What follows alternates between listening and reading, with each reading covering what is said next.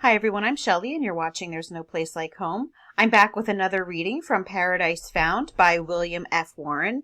And today I'm going to be reading from Part 5, Chapter 3, The Eden Zenith. The shrine where motion first began, and light and life in mingling torrent ran, from whence each bright rotundity was hurled, the throne of God, the center of the world. Campbell's Pleasures of Hope. El walketh in the Tug of heaven. Book of Job. To the first men, on the hypothesis of an Arctic Eden, the zenith and the north pole of the heavens were identical. Such an aspect of the starry vault the humanity of our late historic ages has never seen. Under such an adjustment of the rotating firmament, how regular and orderly would nature appear! What profound significance would of necessity attach to that mysterious, unmoving center point of cosmic revolution directly overhead? As intimated on page 50, that polar center must naturally have seemed to be the top of the world, the true heaven, the changeless seat of the supreme God or gods. And if through all the long lifetime of the antediluvian world, this circumpolar sky was thus to human thought the true abode of God, the oldest post-diluvian peoples, though scattered down the sides of the globe, half or two-thirds of the distance to the equator, could not easily forget that at the center and true top of the firmament was the throne and the palace of its great Creator. The religions of all ancient nations signally conform and satisfy this antecedent expectation. With a marvelous unanimity, they associate the abode of the supreme God with the North Pole, the center of heaven, or with the celestial space immediately surrounding it. No writer on comparative theology has ever brought out the facts which establish this assertion, but the following outline of them will suffice for our present purpose. First, the Hebrew conception.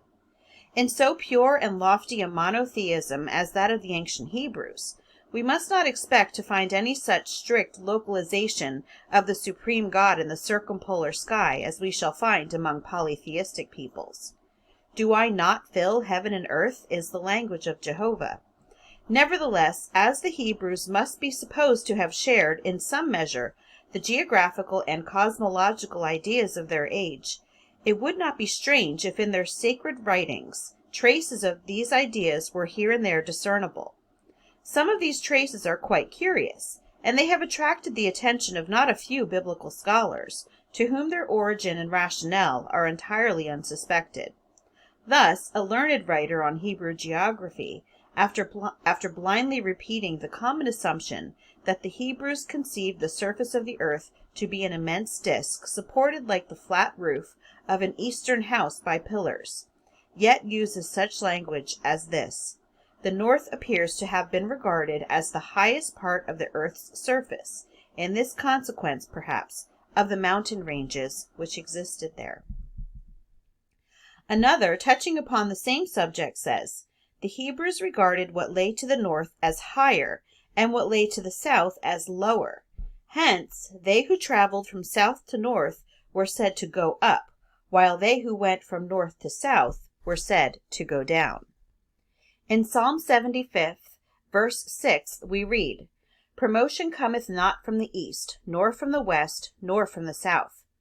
Why this singular enumeration of 3 of the points of the compass, and this omission of the 4th? Simply because heaven, the proper abode of the supreme God, being conceived of by all the surrounding nations, if not by the Hebrews themselves, is in the north, in the circumpolar sky, that was the sacred quarter, and it could not reverently be said that promotion cometh not from the north. It would have been as offensive as among us to say that promotion cometh not from above. Therefore, having completed his negative statements, the psalmist immediately adds, "But God is the judge. He putteth down one, and setteth up another." A curious trace of the same conception appears in the book of Job, in the 8th and 9th verses of the 23rd chapter. In Old Testament times, the Hebrews and the Arabians designated the cardinal points by the personal terms before for east, behind for west, left hand for north, and right hand for south. Thus Job, in the passage indicated, is complaining that he can nowhere, east or west, north or south, find his divine judge. But in speaking of one of these points, he adds this singular qualification, where God doth work. This is said of the left hand, or north. It seems to be inserted to render peculiarly emphatic the declaration, I go even to the left hand where he doth work, but I cannot behold him.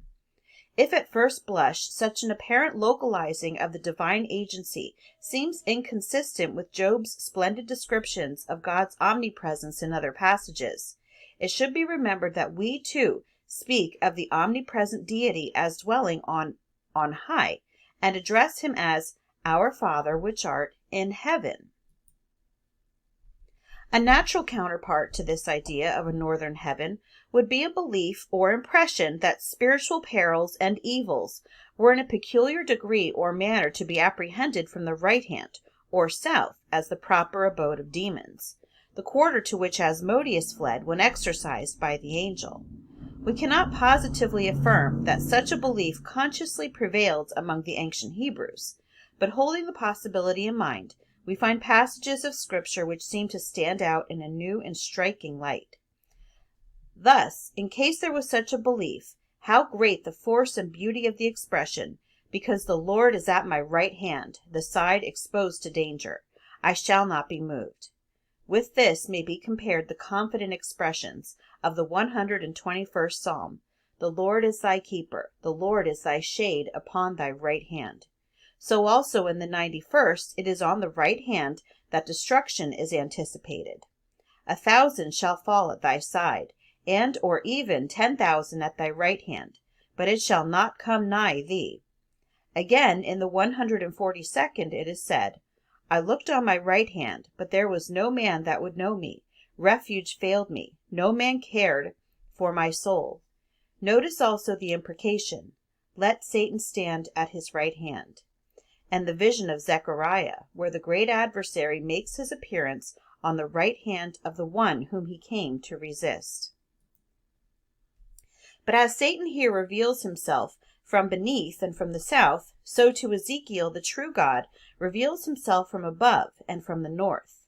In that quarter was God's holy mountain, the city of the great king, the land of gold, the place where divine power had hung the earth upon nothing. Hence the priest officiating at the altar, both in the tabernacle and later in the temple, faced the north. According to the Talmud, King David had an Aeolian harp in the north window of his royal bedchamber, by means of which the north wind woke him every night at midnight for prayer and pious meditations. Probably it is not without significance that in Ezekiel's vision of the ideal temple of the future, the chamber prepared for the priests in charge of the altar was one whose prospect was toward the north. Second, the Egyptian conception. The correspondence of the ancient Egyptian conception of the world and of heaven with the foregoing would be remarkable did we not know that Egypt was the cradle of the Hebrew people. The ancient inhabitants of the Nile Valley had the same idea as to the direction of the true summit of the earth. To them, as to the Hebrews, it was in the north. This was the more remarkable since it was exactly contrary to all the natural indications of their own country, which continually ascended toward the south. As stated in a previous chapter, Brugsch says, the Egyptians conceived of the earth as rising toward the north, so that in its northernmost point it at last joined the sky. In correspondence herewith, the Egyptians located their Ta Nutur, or land of the gods, in the extreme north. On this account, it is on the northern exterior wall of the great temple of Ammon at Karnak that the divinity promises to King Ramses II the products of the heavenly country, silver, gold, lapis lazuli, and all the varieties of precious stones of the land of the gods. Hence also, contrary to all natural indications, the northern hemisphere was considered the realm of light, the southern the realm of darkness. The passage out of the secret chambers of the Great Pyramid was pointed precisely at the north pole of the heavens. All the other pyramids had their openings only on the northern side. That this arrangement had some religious significance few students of the subject have ever doubted. If our interpretation is correct, such passages from the burial chamber toward the polar heaven intimated a vital faith that from the chamber of death to the highest abode of life, imperishable and divine, the road is straight and ever open. Third, the conception of the Akkadians, Assyrians, Babylonians, Indians, and Iranians. After what has been said in former chapters respecting the location of Karsak Kura, Sad Matati, Har Moed, Sumeru, and Harabarazeti, no further proof is needed that all the peoples above named associated the true heaven, the above of the highest gods, with the northern celestial pole. In each case, the apex of their respective mounts of the gods pierced the sky precisely at that point. To this day, the Haranite Sabaeans, the most direct heirs of the religious traditions of the Tigro-Euphratean world, construct their temples with careful reference to the ancient faith. Their priests also, in the act of sacrifice, like all ancient priesthoods, face the north. In the Rig Veda, we have read of the Amratasya Nabim, the navel of the heavens. The same or similar expressions occur again and again in the Vedic literature. They refer to the northern celestial pole, just as the expression Nabir Prithivya, navel of the earth, and elsewhere signifies the northern terrestrial pole. To each is ascribed preeminent sanctity. The one is the holiest shrine in heaven, the other the holiest shrine on earth. That no translator has hitherto caught the true meaning of the terms seems unaccountable. In Buddhism, the heir and conservator of so many of the ancient ideas of India, the same notion of a world ruler with his throne at the celestial pole lived on. Very curiously, if we follow the authority of the Lalita Vistara, the first actions and words ascribed to the infant Buddha on his arrival in our world unmistakably identify the north with the abode of the gods, and its nadir with the abode of the demons. Even the modern relics of the non-Aryan aboriginal tribes of India, as for example the Gonds, have retained this ancient ecumenical ethnic belief. Fourth, the Phoenician, Greek, Etruscan, and Roman conception. That the Phoenicians shared the general Asiatic view of a mountain of the gods as in the extreme north appears from Movers' learned work upon that people. The evidence that in ancient Hellenic thought also the heaven of the gods was in the northern sky is incidental, but cumulative and satisfactory. For example, heaven is upheld by Atlas, but the terrestrial station of Atlas, as we have elsewhere shown, is at the North Pole. Again, Olympus was the abode of the gods. But if the now generally current etymology of this term is correct, Olympus was simply the Atlantean pillar, pictured as a lofty mountain, and supporting the sky at its northern pole. In fact, many writers now affirm that the Olympus of Greek mythology was originally simply the North Polar world mountain of the Asiatic nations. In prayer, the Greeks turned towards the north, and from Homer we know that when they addressed the Olympian gods they stretched out their hands toward the starry heavens. Greek prayers, therefore, must have been addressed toward the northern heavens. Entirely confirmatory of this is the account Plato gives of the holy habitation of Zeus, in which the solemn convocations of the gods were held, and which, he explains, was placed in the center of the world. That this center is the northern celestial pole is placed beyond question by a well-known passage from the Servius Maurus, where it is called the Domicilium Jovis, and where we are informed that the Etruscan and Roman augurs considered thunder and lightning in the northern sky more significant than in any other quarter, being higher and nearer to the abode of Jove. Countries in high northern latitudes shared in this peculiar sanctity.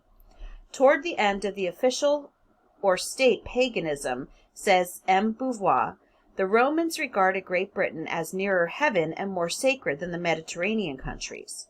Varro and other Latin writers confirm this general representation, so that all the modern expounders of the old Etruscan religion unite in locating the abode of the gods of Etruria in the center of heaven, the northern circumpolar sky. Niebuhr and other authorities of the highest rank assure us that the Romans shared the same faith.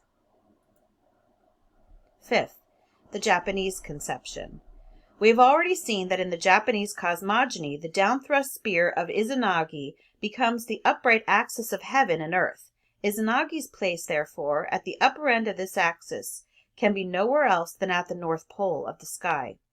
But we are not left to inference. So inseparably was the Creator associated with the pole in ancient Japanese thought that one of his loftiest and divinest titles was derived from this association. Writing of the primitive ideas of this people, one of our best authorities uses the following language: I shall do the Kojiki and the Shinto religion and the Japanese philosophy strict justice by saying that, according to them, there existed in the beginning one God, and nobody and nothing besides. Far in the deep infinitudes of space, upon a throne of silence, sat the God Ame no Mi Naka Nushi no Kami, whose name signifies the Lord of the center of heaven. What this center of heaven is cannot well be doubtful to any careful reader of the present chapter. Sixth, the Chinese conception. The oldest traceable worship among the Chinese is that of Shang-Ti, the highest of all gods. It is believed to have existed more than 2,000 years before Christ. Shang-Ti is usually and correctly described as the god of heaven, but his proper place of abode, his palace, is called Tse-Wai, and if we inquire as to the meaning and location of Tse-Wai, the native commentators upon the sacred books inform us that it is a celestial space about the North Pole. Here, as in Japan and in Egypt and in India and in Iran and in Greece, the pole is the center of the sky. A writer in the Chinese repository quotes from authoritative religious books these declarations: the polar star is the center of heaven. Shang-Ti's throne is in Tse-Wai, the polar star. Immediately over the central peak of Kuen-Lun appears the polar star, which is Shang-Ti's heavenly abode. In the central place, the polar star of heaven, the one bright one, the great monad, always dwells. In accordance with this conception, the emperor and his assistants, when officiating before the altar of heaven, always face the north. The pole star itself is a prominent object of worship. And how prevalent this localization of the abode of God at the pole remains after 4,000 years may be illustrated by the following incident narrated by Reverend Dr. Edkins. I met on one occasion a schoolmaster from the neighborhood of Chapu. He asked if I had any books to give away on astronomy and geography. Such books are eagerly desired by all members of the literary class. The inquiry was put to him, "Who is the Lord of heaven and earth?" He replied that he knew none but the pole star, called in the Chinese language Tin Huang Tate, the great imperial ruler of heaven. Seventh, the ancient German and the Finnic conception. Like the ancients, when praying and sacrificing to the gods, the pagan Germans turned their faces toward the north. There, in the northern heaven, at the top of Yggdrasil, the world axis, stood the fair city of Asgard, the home of the Aesir. The Eddas expressly say of it that it was built in the center of the world. At that point, whence alone the whole world of men is ever visible by night and by day, stood Lidskjalf, the watchtower of Odin. From this parti septentrionale du ciel, he and Frigga, like the great gods of the Etruscans, violent sur toute la terre. Among the ancient Finns, the name of the supreme god was Ukko. In their mythology, he is sometimes represented as upbearing the firmament, like Atlas, and sometimes he is called Taivahan Napanin, the navel of heaven. As Castron shows, this curious title is given him simply because he resides in the center or pole of heaven. In the great epic of this people, the Kalevala, the abode of the supreme god is called Tatila, which word simply means place of Tati, Estonian, Tat, the polar star. We have not exhausted our materials in hand for the illustration of this point, but surely we have presented enough. Reviewing this singular unanimity of the ancient nations, no thoughtful reader can fail to be impressed with its significance. No other explanation of it can be so simple and obvious as the supposition that the heaven which overarched the cradle of humanity was a heaven whose zenith was the northern pole. Before concluding the present chapter, another point of considerable interest should be noticed. In reading the Edenic traditions of the ancient nations, as given in Part Fourth, the question may well have suggested itself to the reader: how is it that, with such perfect unanimity on the part of contemporary nations in respect to the North Polar position of the cradle of mankind, the traditions of the Hebrews alone should have placed it in the East? In the facts just now reviewed, we have a key to this puzzle. The only word in Genesis which connects Eden with the East is kedem. This term properly means that which is before or in front of a person, and was applied to the East from the custom of turning in that direction when describing the points of the compass. From Genesis 13:14, it would seem to have acquired this association with the East as early as the days of Abraham, but according to the custom of a particular time or people, it could mean one point of the compass as well as another. It was simply the front country. In late historic times among the Hebrews it was the East, and accordingly the West was the country behind, the North the left hand, the South the right, as before noticed. In Egypt, however, the usage was different, the front country being either the North or the South, which we cannot certainly tell, as Egyptologists are divided on the question. Pierrot thinks that it was South, and that accordingly the right hand was West and the left East. Chabas and others, however, exactly reverse the meaning of the hieroglyphics translated right and left, and hold that, in designating the points of the compass, the ancient Egyptians faced the north. Among the Akkadians and Assyrians, if we may rely upon a questionable statement of Lenormand, still another adjustment prevailed. The right hand was the north, the left the south, and the front direction, of course, the west. In view of these facts, it is plain that anterior to the fixation of Hebrew usage, that is, in pre-Abrahamic times, kedem, or the front country, may as well have meant the north as any other quarter, and there is much reason to suppose that it did have this meaning.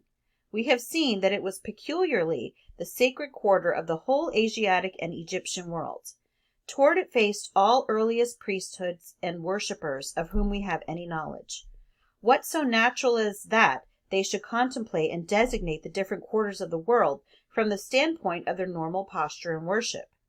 And if once we assume that such was the usage of all the Noachidae anterior to their dispersion, and that accordingly the front country meant the north, all at once becomes plain.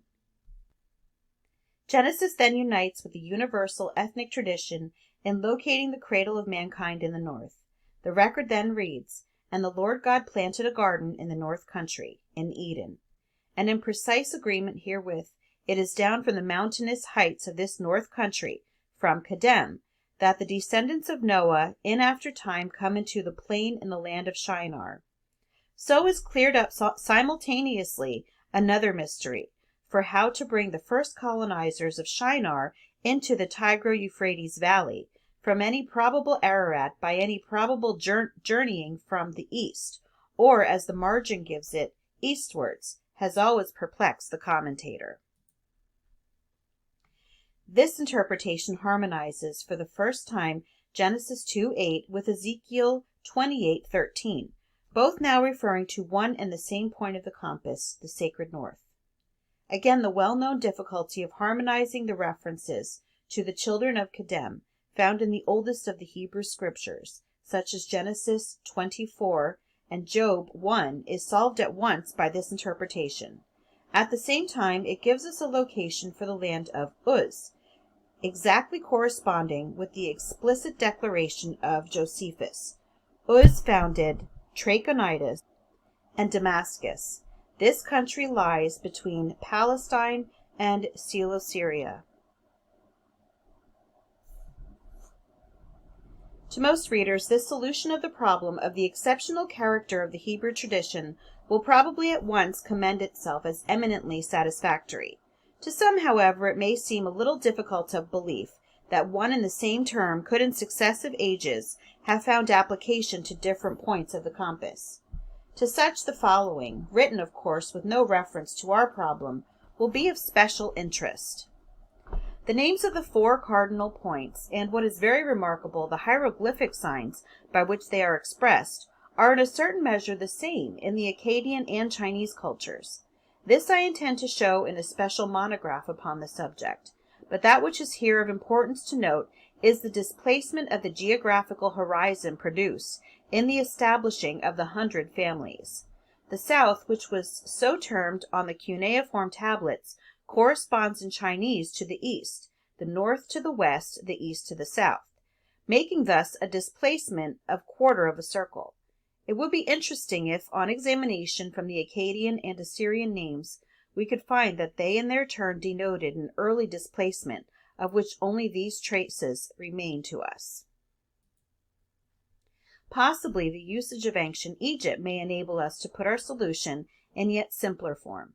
If we may accept the teachings of the learned Maspero, the Egyptians often reduced the 4 quarters or directions to 2, using the term east in a sense sufficiently broad to include both east and north, and the term west in a sense sufficiently broad to include both west and south.